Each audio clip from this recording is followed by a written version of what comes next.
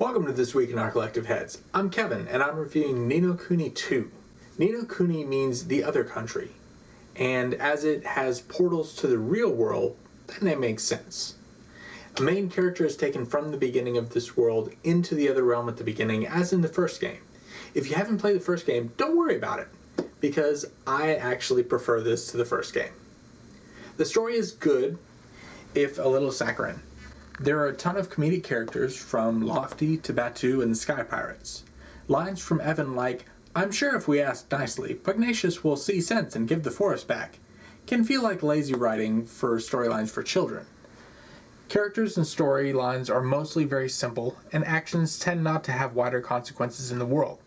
The character building actually shows up in the side quests, where characters from your party tend to take certain quests personally and explain why they identify with the quest givers.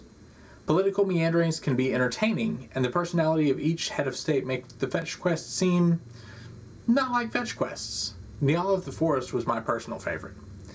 Puzzles are reasonable and not too frustrating, plus there's not many of them, which, as you know if you've been watching this channel for a while, makes me very happy. There are two different kinds of combat, regular and skirmish. Mostly you'll be dealing with regular combat, so let's take a look at that one first.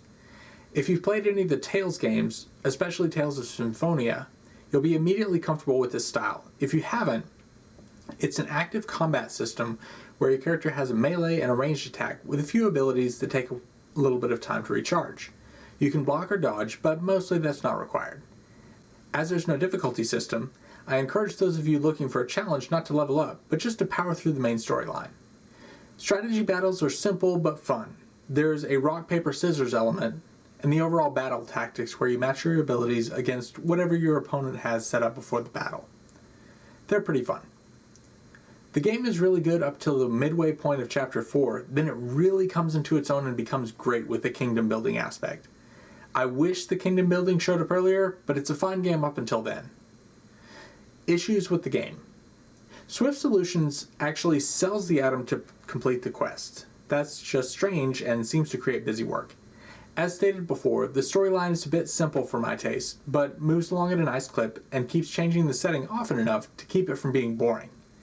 The Tactic Tweaker, Higgledies, and other systems are designed to allow you to adjust your companion's tactics. They seem like they were designed for a much harder game. Combat is obscenely easy, as my 7-year-olds are having no problem winning even boss battles. Challenges can be found in the tainted enemies and boss fights. Overall, No Kuni 2 is an excellent sequel to the first game, and even though Studio Ghibli was not involved directly with this game, I think that their influence shows through pretty strongly.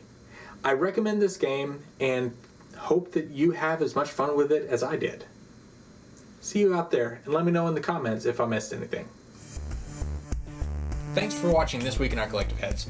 Subscribe over here, and click the bell, and that way you'll know about any new videos that we put up, because we put up a lot of gameplay, a lot of stories from games and stuff like that, and gameplay is down here. Yeah, and you got more editorials and news stuff down here. Check it out.